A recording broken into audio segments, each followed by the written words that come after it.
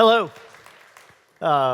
Thank you so much, and thank you to Mobilily for having me. I've had the pleasure of being in Europe a few times speaking, and I have to just say I love the crowds, the engagement, the fact that you're here to learn. We do a lot of speaking in the United States too, but I always find that this crowd, quite frankly, is really engaged. So before I go any further, I want to tell you what to expect in the next, 30, 40 minutes, however long I speak today. I'm a bit of a passionate speaker. You're going to hear me do this. I told the guys in the back they may want to turn it down occasionally because I get a little excited. We're not going to talk a lot about notes today and say, hey, get out your notebooks and write everything down. What I do ask of you, and I genuinely mean this, is try to ingest what I'm going to bring to you today, because some of it's intangible, some of it's subjective, but we're at the retail stage, and I want to start there. What's that mean to me? Well, I'm not on the tech stage today, right? So we're not going to talk a lot about platforms and analytics and the things that maybe some of you even drove here, came here, flew here, are here for. And so where does that matter? Because retail in its own right is the intersection of where everything else that you're going to learn today, see today, hear today, whether or not it's a platform, it's AI, it's data, it's intelligence, right? How many of you came here to get more of that? Data, intelligence, AI, all of that. So retail to me, though, is the intersection of all that. It's where the moment that you retail, you sell a car or vehicle to an end consumer. Does that make sense? Everybody see where I'm going with this? Because at the end of the day, what I want to talk to you about today is how to sell more. So, U.S. marketing secrets. Why did I put 1986, 2025, and then obscurely I just jumped ahead 6 years? I sold my first car right around 1986, 1987. Been doing this for a very long time. I guess it ages me at this point, but whatever. So, here we are in 2025. How many of you have been doing this anywhere near that, like from the 80s or the 90s? Raise of hands, right? Not a lot anymore. It's pretty interesting. So yeah, right, it's not as many as it used to be. So the advancements that we've seen since 1985, 86, 87 to now in this range of 35 plus years, I believe wholeheartedly we're going to see those same quantum leaps, those same jumps in about 6 years. This is why we're talking about the age of acceleration. We are definitely 100% in the age of acceleration. I sold cars before Google was a thing. Before somebody searched for a car. They literally got up in the morning and they went around and said, we're going to shop at 7 dealerships today, honey. We're going to 7 different dealerships today. How many of you think nowadays that we have to train any salesperson on how to handle somebody who walks into a showroom and says, I'm going to 5 other dealerships today? We don't. The world has changed. It's going to change from Google to AI it's going to continue in advance. So what I'm going to talk about a little bit today as I start to flip through the slides is I want to protect you a little bit. I want to protect you against all of the technology that's coming our way. In the United States, we call it chasing a chrome-plated squirrel. Does anybody understand that reference? Right? Do you understand that reference here? It means that if it's shiny and it runs around and it scurries, that we tend to chase it.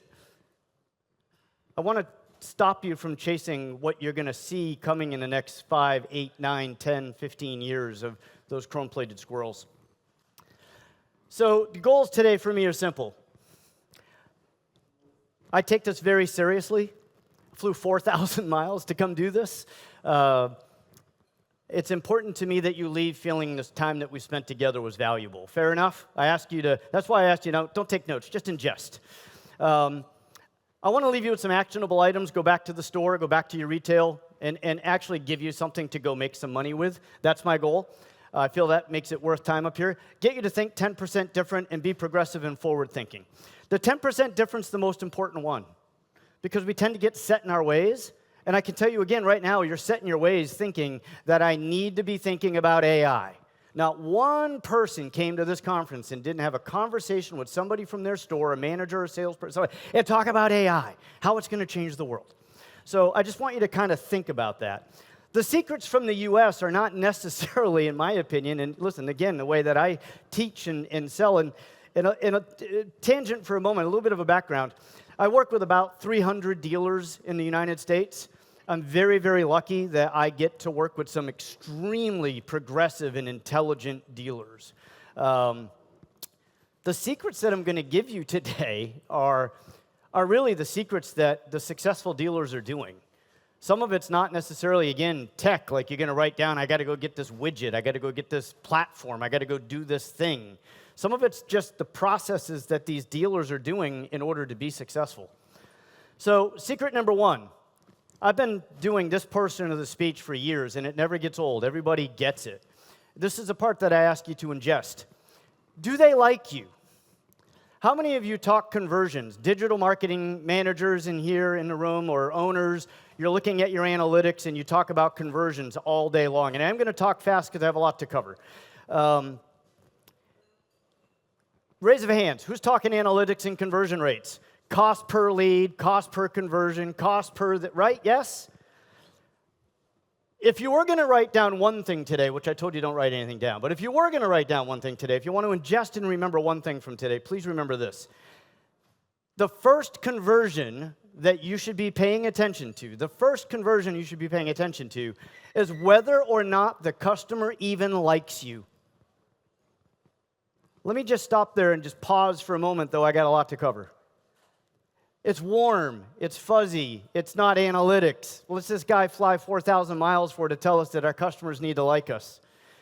Because if they're on a website, whether or not it's a third-party website or whether or not it's your website, if they're on a website and they just don't get it, they don't like you, they don't feel it. Are you following me?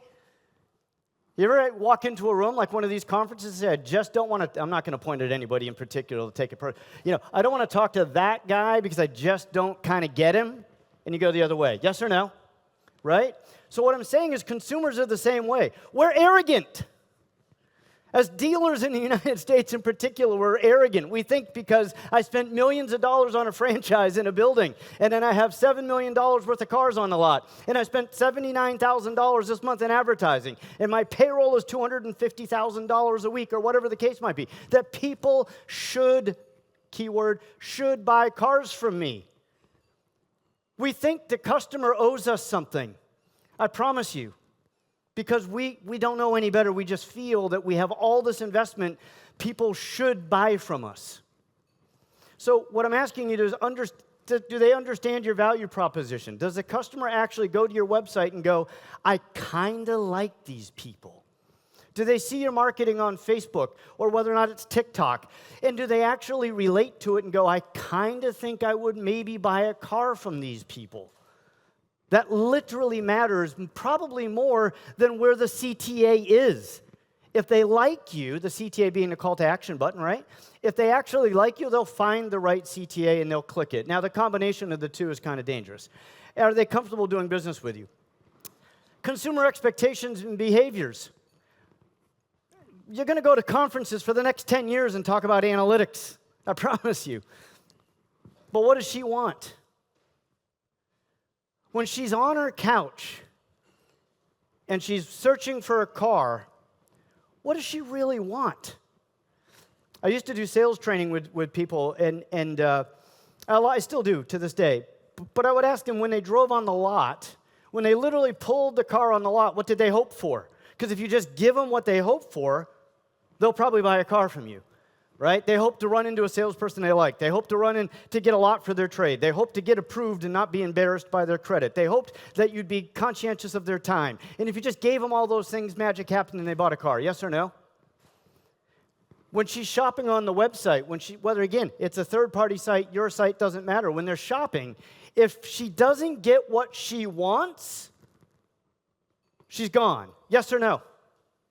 Walk into a club. We went to the Monkey Bar last night just so I could enjoy a little bit of Belgium. But guess what happens? You see people walk in, and then they walk right back out. Why? That's called bounce.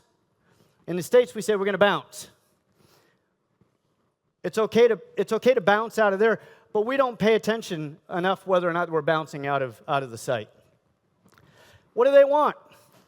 Again, you might have expected analytics from me. I'm telling you, if you don't give them what they want on the website and from a pricing and a merchandising and everything, if you're not paying attention to those, they owe us nothing. The neighborhood has changed. They used to shop 12 miles from their house. They used to say, honey, we're going to go to ABC Motors or BDC Motors or XYZ Motors, and we're going to check them all out. Now this is their neighborhood. I've got my new friend Rolf, who does cross-border sales. This is the new neighborhood. Yes or no? So here's the interesting part. If they don't find what they like, if she doesn't find what she likes, she's going to keep searching. She's going to go out more miles. She found a Jetta. I don't know, I use that as an example. It's a German car. She found a Jetta that's black, and it's got the right equipment, but it's got 39,000 miles on it, and she wants one less than 20,000 miles. She's not getting up to go anywhere 12 miles from her house. She's going to increase the radius. Yes or no? She's going to increase the radius until she finds the car that she wants. These people, this is an example I love to use. This is a secret. You want a secret? Shop CarMax. Just go to CarMax's website for the United States. They sold 410,000 cars so far this year in the United States. To me, they're the best at what they do. There's no one better. So if you want to know like what your presence, I won't even just say website, but what your presence should look like, there's a little magic in if you sold 410,000 cars in 10 months, yes? A little magic in that. Here's what they do. Want to drive? Sure, I want to drive. It's called conversational marketing. Carvana had a billboard near my home when they, like 6 years ago, when they're just trying to really make a stance. I don't know if you're familiar with Carvana in the States, but it's a big used car retailer. They literally had a billboard that said, car buying shouldn't suck. Let me tell you why that's important. That's conversational marketing. Because as I'm driving down the road, I go, shouldn't suck. You're darn right it shouldn't suck. That's what I'm thinking in my head. I'm having a conversation with the marketing. They're having a conversation. Wondering, yes, car buying and selling experience designed for, I want one designed for me. Do you see what they're doing immediately? This is why they sold 410,000 cars, and I have some clients that won't change the old ways of doing things, and they're part of my language. They're pissed off that these guys are crushing them because they've designed a car buying experience designed for you. Hey, I want a pre-qualification, no impact to my credit. They just make it easy. I've done 45-minute presentations on CarMax alone. I'm not doing that today, but I think you get the point. Why buy? I'll tell you why to buy. Well, I get a free iPhone with these guys.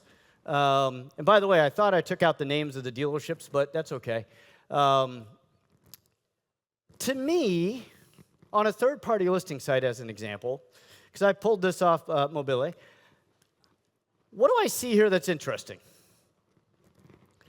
I see very consistent marketing for that car. You happen to show up 3 in a row, which is pretty interesting, right? It's kind of cool that you showed up 3 in a row there. But what do I have? Very, very consistent, very, very clean. I'm getting a free gift. I got a good price. It all just makes me feel what? Like they're consistent, they're clean cut, they're going to give me something for free, they already have a good price. It's how we feel. And I'm going to tangent for a moment and ask you guys again, but because I talk a lot about feelings. How many of you today wore something because of how it made you feel? I'm telling you that you did, whether or not you did it on purpose or did not do it on purpose. You did it for a reason. Somebody's got on a watch because that's the watch their dad used to wear. Somebody's got on a pair of sneakers because they're 59 years old and their kid wears them and they want to feel younger. We all do every single thing that we do, including picking our spouse and what car we drive, because of how it makes us feel.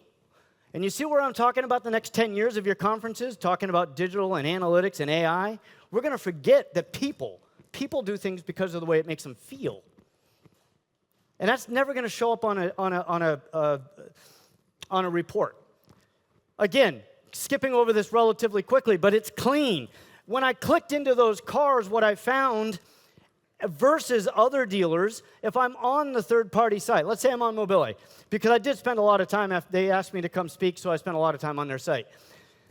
Some dealers just had some pictures of cars, but then I click in to see the same exact model and what I'm shopping that came up in my search results, and I find a dealer that not only has pictures of cars, but then they have their value proposition. Hey, if you buy a car from us, we're going to give you this, we're going to give you that, we're going to give you this, we're going to give you that. If you have my attention, then you have to put your value proposition in front of me. If all other things are equal, hear me out. If all other things are equal, I'm going to buy a car from somebody who has a clean, nice-looking showroom that they showed me because I have to bring my wife there. Hear me out. How does it make me feel? Oh, they're going to give me, and I get to go to this nice dealership. And you might say, Troy, sounds rudimentary. I get it. But if you go on the site and you shop another car and you don't see those things, then not all things are equal. Does that make sense? Not all things are equal. This, for me, I got 86 reviews versus the last guy had 400. That matters, so get more reviews. And I got to be honest, I'm not probably, if you have two that go hand in hand, and then I start to see the red and the white and the payments, and then this, increased price.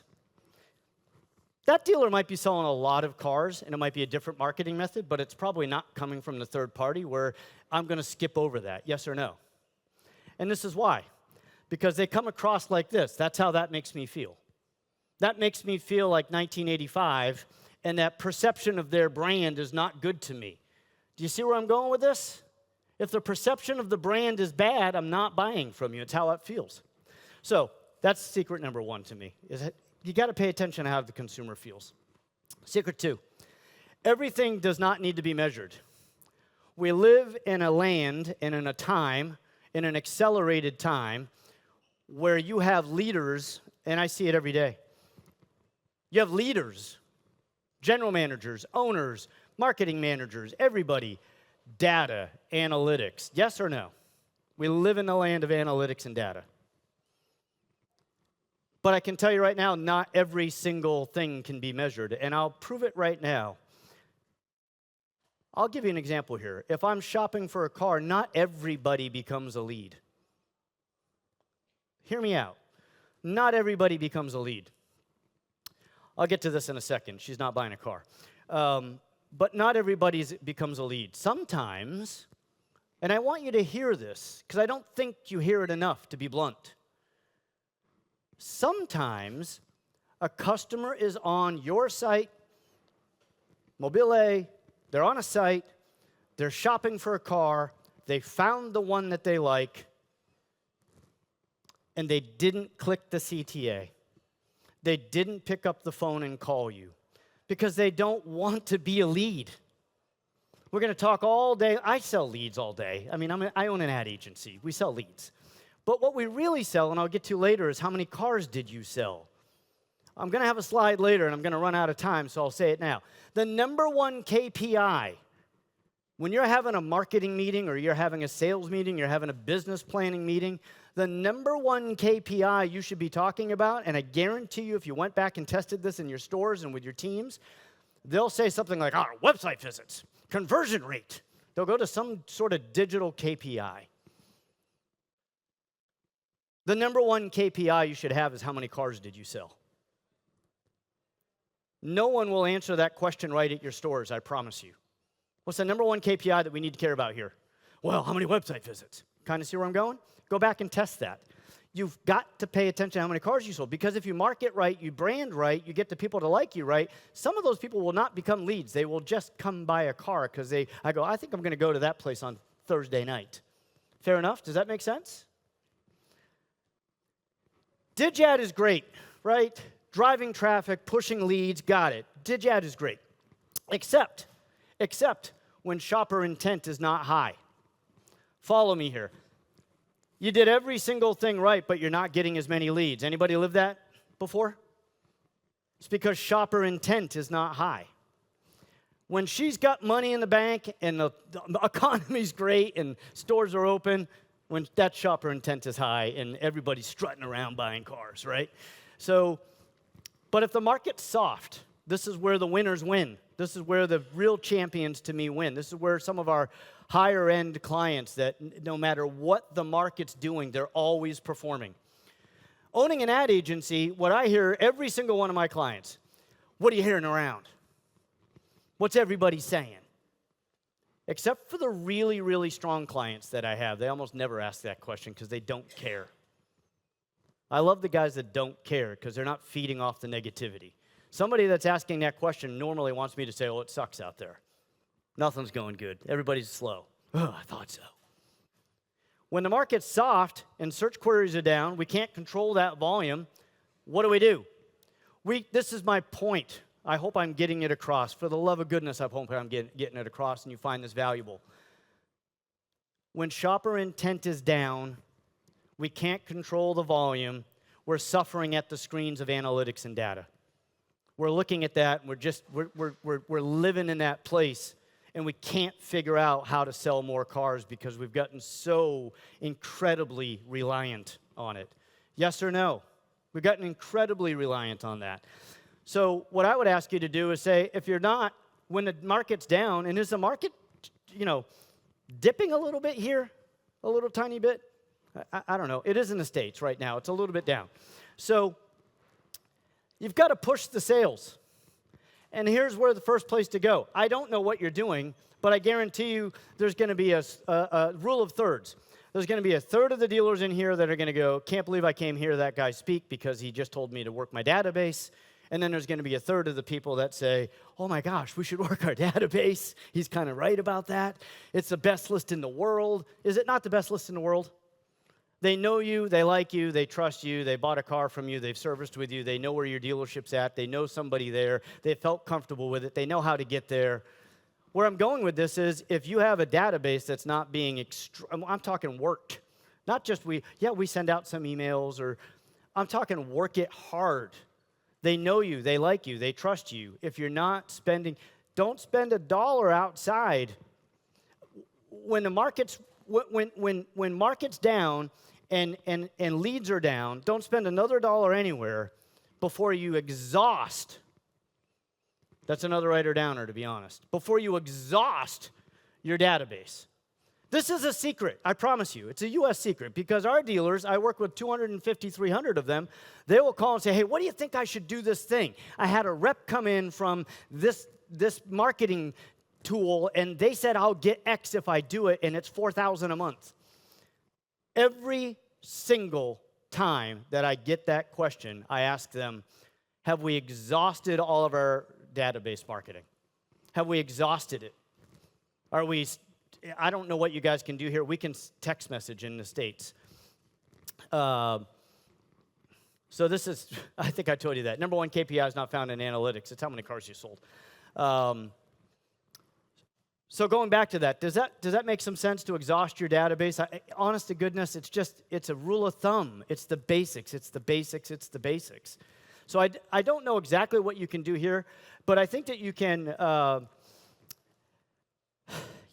maybe direct mail, WhatsApp, emails, etc., any form of consumer database marketing. I would make sure that you're exhausting that to every single level, because if you're not, you're going to spend money to try to conquest a sale. And another little writer downer, conquesting costs more than database. 18 hours versus 10 minutes. Now, Paul, I don't know, where'd he go? Oh, yeah, Paul. Sorry, Paul, you moved. So Paul says yesterday, and I found it interesting because I knew the slide was in here. I did some research, and I also a little bit talked to some dealers over here or in Mobilily. Your average response time, and it came up in another session I was in earlier, is really bad, right? AJ even mentioned it this morning about the length of time it takes to get back to somebody. And then we've got somebody like Paul just, talking yesterday about how fast their response time is and how it's helping sell more cars. Don't spend any more money on marketing until you figured out how to get back to a customer within 5 minutes. There's zero reason if you go, I'm not selling enough cars, right? And again, this is the basics. It's the discipline. I want to talk about discipline as I wrap up in the next 4, 5, 8 minutes. Uh, 18 hours to get back to a customer or 3 times in 5 minutes? Who's going to sell more cars? Who's going to sell more cars? Not a hard question, not a hard thing to understand. It's not necessarily, again, a shiny object. I don't want to stand up here and throw you another shiny object that you're like, oh, if I go try this thing, it'll work. I want you to think about database marketing and exhausting that. I want you to think about lead response time and speed to the deal, because if you do those things, you won't have to spend more money.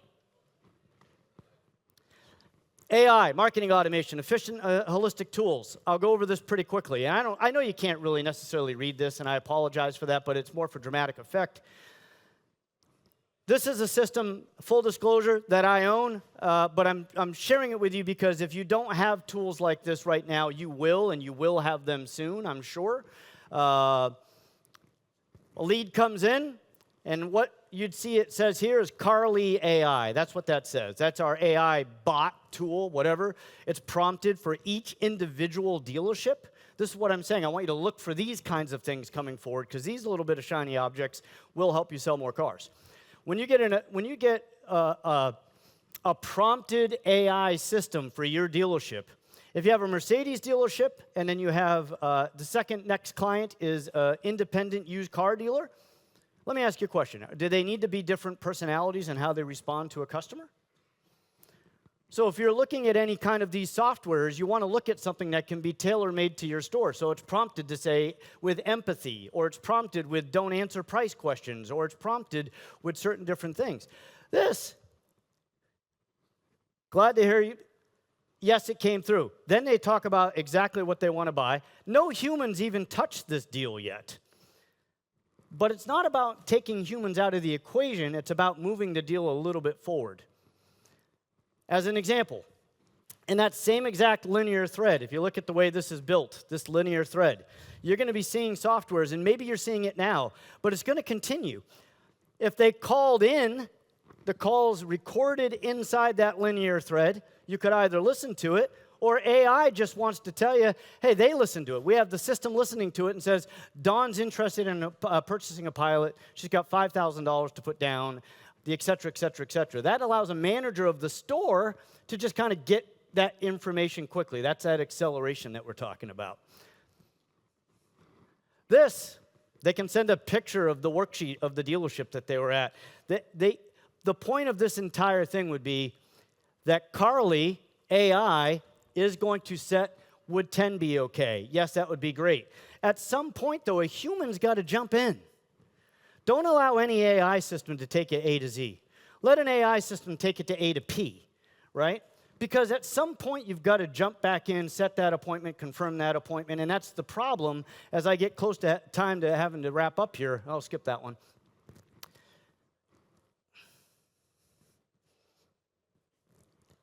If you're thinking that there's a shiny tool that's going to do everything for you, I promise you, you'll lose. And I find most of the dealers that we talk to, most dealers in the States that go to conferences, they're looking for a shiny tool to do everything for them. This does 73% of the work, but not 100%. 73% of all communication at that dealership is done through AI, but the 23% is where it comes to fruition. I'm running out of time. I'll go through this quick. This is very important, though, and I don't think that you'll mind if I go just a tiny bit over it. I see this in the States, and I'm assuming it's true here. You've got to look at your vendors as partners. And I actually would ask you to take out the word vendor. Just call them a partner. Just be a partner. That arrogance that we are as dealers, and I mean this sincerely, I talk very candidly. Some of you go, I'm not arrogant. Some of you are like, I'm pretty arrogant. As dealers, we use that word vendor, and sometimes we're not even really all that good to our vendors. I see it because I'm a vendor, so I'm on the bad end of that stick occasionally. And sometimes I have to fire those clients because I don't really enjoy that relationship. I want a partner. I want somebody who wants to work with me. Does that make sense? So what I'm asking you to do as an example is get with your partners. I don't care, maybe it's Mobilily as an example. Are you sitting down? Are you going over your analytics? Are you talking to your performance manager? Our dealers in the States that are struggling with any platform, whether or not it's third party or anything that we do for them, it's the dealer that's not engaged, not asking questions, not asking for help, not being a true partner, that suffers the most.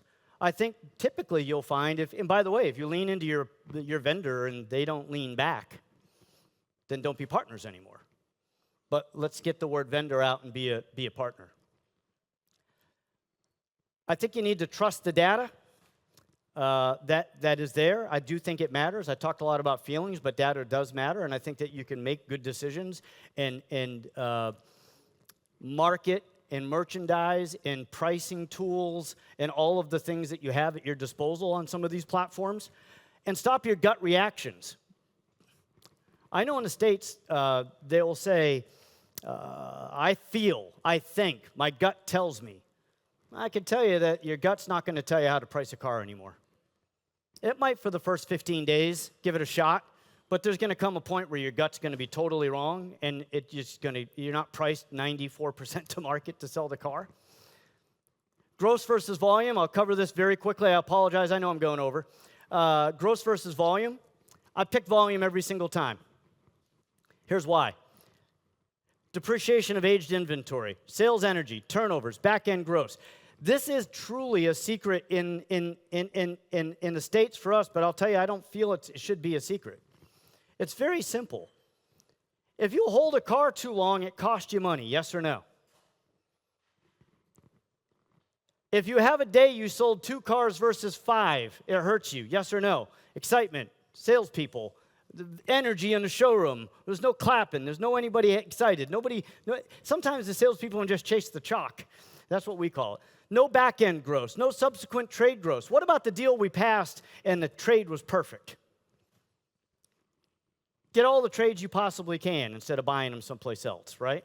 So volume for me is every single dealer that I work with, we're chasing volume over volume over volume. Now, by the way, you can hold some gross along the way, but honestly, if you're going to pick one side of the fence to be on, pick volume. It moves the cash. It creates more trades. It creates less depreciation. There's a million reasons why volume would win. The global picture is changing. I'm running out of time, but I do want to touch this quickly. The global picture is changing rapidly. This is a website to sell cars, yes or no? You guys are recognizing this by the time? We don't have these cars in the States, by the way, so you guys have more competition than we've got so far. This is another one, the Neo Hub. I'll tell you why all that was important for me to show you, and then I'll end on this so I don't go too far over, okay? I don't care if you're a franchise dealer or if you're an independent dealer, if you're big or if you're small. These last couple of slides that I just showed you, this is your competition. It's coming. It's here. It's not just coming. It's here. And it's never going to stop. It's not going to stop, right or wrong. I got in a car this morning I'd never, ever heard of. Let's talk about loyalty. I got in a car this morning. What's the name of that car? Yeah, okay. I've never even heard of it before. Neither did the other 2 people that got in it with me. I sat in a car for less than 10 seconds, and I thought, I'd buy one of these. The car's pretty nice. What's that say about loyalty to brand? I literally sat in a car I'd never even heard of and thought, I'd buy one of these. How much is this car? It's beautiful. It's awesome. What's that tell you about brand loyalty and what's coming? Your store that you have is going to compete at these levels in how those brands are making customers feel. Let's go wrap that back up and how it makes a customer feel. When my wife sits down at a computer in the States, as an example, the closest thing I have to this is Tesla. My wife sits down in the States and she shops a Tesla versus a local dealership. It's like shopping these guys versus this guy. My wife's going to pick shopping this brand that makes her feel a certain way. She knows she's buying a car. It's a given. It's implied. Yes? No? Right? If you went back to the slide for Carvana, CarMax that I showed you, there were people in that ad, if you remember, on that slide. People that she relates to. Nothing about a car. The car's implied. I'll find the car I want. How does the brand make me feel? I want this experience. This is what we have at Tier 3. And I picked a bad example, to be blunt, to make a point. But this is what we have at Tier 3 Automotive. So you have to think outside the box and think whether or not your spouse, your child, your neighbor, who are they going to buy a car from? And if you're small, independent, spend a little time and make your website make somebody feel like they went to something that actually might compete with something that I just showed you. Be clean, be corporate, be crisp, be authentic, use a lot of negative white space. Make it look like a place I'd want to do business. This versus Tesla, this versus NIO, this versus BYD, this versus anybody doing it right. I'm not going to get that chance. I'm not going to get the CTA clicked. I'm not going to get the phone call. I'm not going to get the lead. Would you agree, yes or no? It's not going to happen. I'm ready for Q&A. Sorry. So merchandising, speed the lead, trust the data, use the data, lean on your vendor partners. That's really what I have for you. And then we're going to have Sam come up here for some Q&A.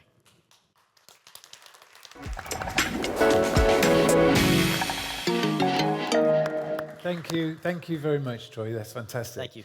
I'm going to steal the first question. Go ahead. So, and then we'll open it out to everyone. So, the whole time I was thinking through this, I was thinking to myself, life's complicated. Life is very complicated, and so this is new ways of thinking, and it's new processes that essentially a dealer has to incorporate into their business. So have you got good examples where either a salesperson can change their process of their day to incorporate thinking about data, analyzing data, or does the dealership potentially restructure their staff and their team so there is a support function that can do this analysis? Yeah. Because I think unless you create something as a process, it can't become a habit. Yeah, and if I've learned one thing from being in Germany, it's very process-orientated. And so, right? Yeah. So, no doubt. To answer your question, yes. That's where you do lean in. I talked a little bit about, again, the warm, the fuzzies, how it makes a customer feel, how important that is to everything else. It is tangential to what you're mentioning, though. It's not as if I don't believe in data or analytics or process. I 100% believe in all that. I just think you have to be tangential with what I spent most of my time on.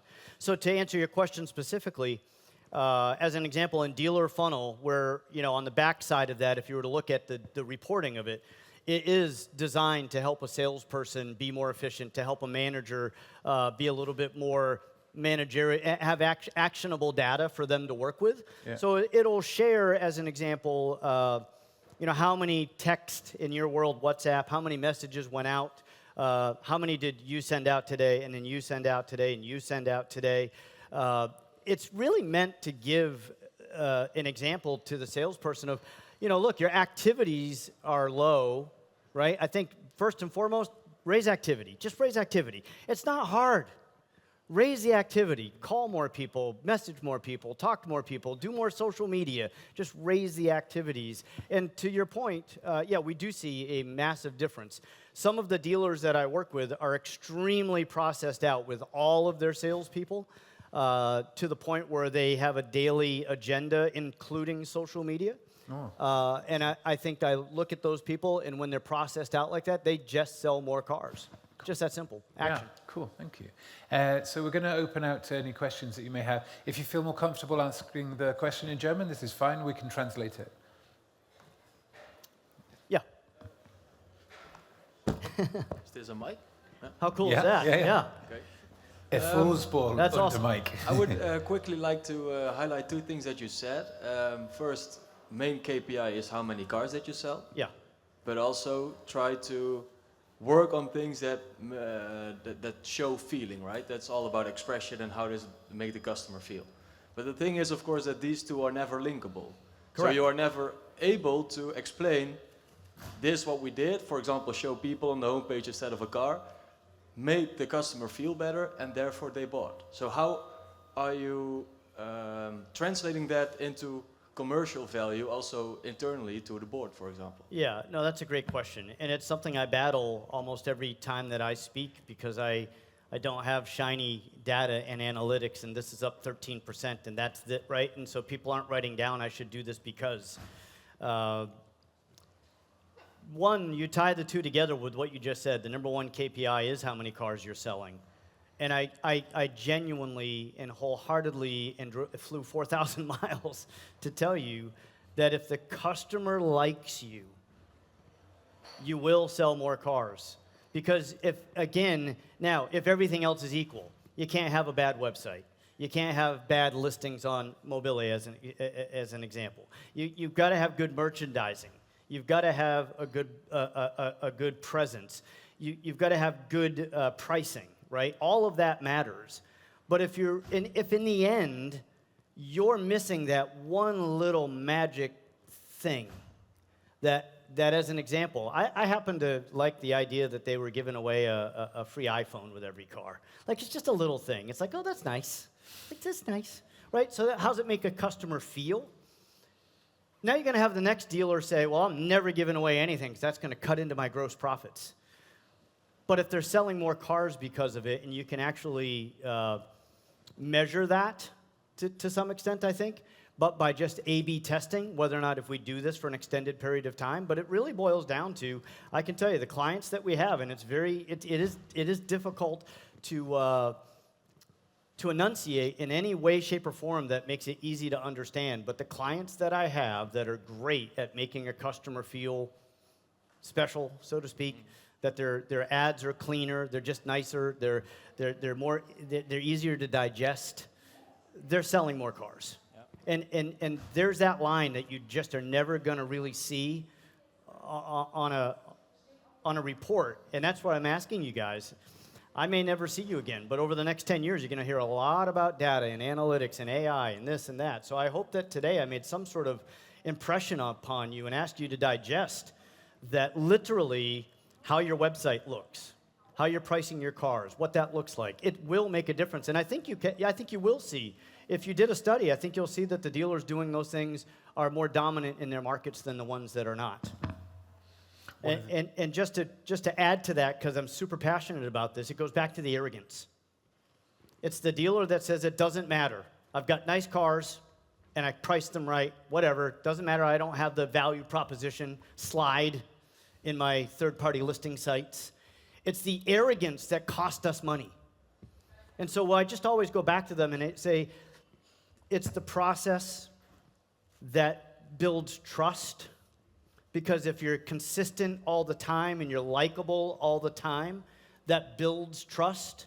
That trust is what builds some loyalty. Because loyalty in cars is going away. We just talked about it. I sat in a car and I said, I'll buy one. It's nice. But that's also why, for me as a marketing manager, for example, data is relevant. Because if we don't talk about the data about the expression or the feeling, then it's always subjective. 100%. It's opinion versus opinion. And sometimes, as a marketer, it's hard to win a discussion from a salesman also about an opinion. No, and look, I think you have some really great points. And let me double down a little bit on what you just said. I don't want you to think, I had 40 minutes or so, probably took too much, thank you. But I had a limited amount of time to share with you a lot of information. But I felt like it was relevant, and I'd rather talk a little fast and get more out. But I don't want you to think for 1 second that I don't think that data and analytics and AI and every other thing that you're going to learn about doesn't matter. I'm just asking, it's not the only thing that matters. As marketing managers and owners and even vendor partners are going into this age of acceleration, every single meeting that you're going to be in is about that. I'll give you my email. Let me know the next time that you have any speaker, keynote or not, talk to you about the warm and fuzzies about how a customer feels and that it matters and that you're going to sell more cars because of it. It's not the only thing I want to talk about. It's just the thing that no one talks about, so I choose to talk about it. Does that make sense? So to your point, yes, live in data, live in analytics, be smart, be data-driven, trust your vendor partners, talk about turn rates, talk about pricing models, talk about all that stuff. But then look at the merchandising. After you're done staring at the screen with all the numbers and the X's and the O's or whatever analytic reporting platform that you're in, I'm just saying, hey, step back. Step back just a little bit and go, let's look at our listings. You know what? My gosh, I don't know when we stopped doing this, but we don't have our value proposition in there. I'd like to see a value proposition, and I don't know whether or not you can do this on your platforms here, but a lot of times what we suggest to our clients, even though I'm not a third-party vendor, but we advise and we consult, I'll say to them, let's go picture of the car, value proposition. Why buy? A why buy. Picture a car, why buy? So that as I'm swiping through the pictures and going, I kind of like this car, I also kind of like what they're offering me beyond the car. Does that make sense? And ask yourself, when you're looking at your listings, are you doing that? Go shop for a car and see that somebody's giving away an iPhone. I'm not saying you have to do that. I'm saying that should give you ideas. Go shopping for a car and see what somebody's doing. Look, shop the most dominant dealer in your market. They're probably doing something right. You know, success leaves clues, right? So the only thing I would say to that is, yes, live in data, live in analytics. The amount of data that we have today is awesome. I love it. I go down a deep rabbit hole with that. But at the same time, I back up sometimes and go, how does it make the customer feel? Would I want to do business with me? Is the other dealer doing something better than I'm doing to make the customer feel like, hey, I kind of like those guys? And again, in case I didn't make my point, if you're a dealer and he's a dealer and all other things are equal, I might buy something from you or him simply because I like you better. And in a commodity-driven world, is not almost everything a little bit like all things are kind of equal? It's a commodity world that we live in. In particular, like I said, just hopped in a car. They said, this thing's about $43,000. I said, when it hits the States, I'd buy one. It's a commodity-driven world. But if there's something I don't like about that brand, then I would not consider it. Make sense? Does that answer your question? Yeah. One of the things I liked about the iPhone thing as well was that you could connect it to the car, preload it with your dealership, after-sales telephone lines and all that. But anyway, that's a whole different part of my brain. Any other questions from anyone out there? In the back. I had no idea that thing was a microphone. That's pretty cool. Last question, okay. Yeah. Hi. You talked about loyalty. Yeah. Do you think the loyalty is different from the elder people compared to the young generation? And how come? Because when you look at Vicky Auto, like you just showed us, and Neo, if you talk to an elder guy or an elder woman, he can't see that a Neo is a car. So he will swap pages and go to the next one. Oh, there's a car. I can buy a car here. What can I buy on the other one? Is that a community or what is it? Yeah, no, that's a are really... Are they ready for it? No, that's a great question. And look, I'm, as I said, I'm 57 years old. So I'm getting to be the older guy who doesn't think a Neo is a car, but because of what I do, I know it is, right? I think loyalty is, and gosh, I hate saying this. Wouldn't it be great if the world was full of loyalty? Is a great word, is it not? Like, you have vendor partners. You want to be loyal to your partners, but you want to be loyal to your spouse. You want to be loyal to your friends. Yes, loyalty is a great word, but in a commodity-driven world, we're facing some things that we've never faced before, and I say this all the time. Electric cars are going to be an issue when it comes to loyalty, and here's why. The loyalty to a brand for a number of years was the reliability of the engine and transmission. I drive a Porsche because of the sound it makes or the this that it makes. I drive a Toyota in the States. I drive a Toyota Camry because it's reliable, right? To answer your question specifically, I think that is transferring to the older generation. I think the younger generation is not going to be nearly as loyal as the older generation was. I truly don't. But now what's going to happen is their kids are going to start talking to the older people. They are. It's happening. This isn't, I'm not making this stuff up. Once they explain to them that it doesn't matter, the car has a battery, and I'm not saying all cars are going to be electric either, but if the car has a battery, I don't really have to worry about the engine's performance or reliability or anything anymore, right? So, and that was the number one thing people were loyal to, in my opinion. They might have been loyal to, hey, my dad drove a Ford in the States, right? And so I want to drive a Ford. Here it might have been a Peugeot, whatever the brand was. But now with the increasing amount of brands that are coming out, loyalty is going to get segmented even further. The pie is getting smaller for loyalty as well. And here's the point to that. You know why there's so many, new brands? They don't have to produce an engine or a transmission. They're like software companies or just manufacturing plants, and they figured out how to put wheels on a frame and put a battery in. They don't have to go through the R&D of an engine. They just buy the battery and put it in.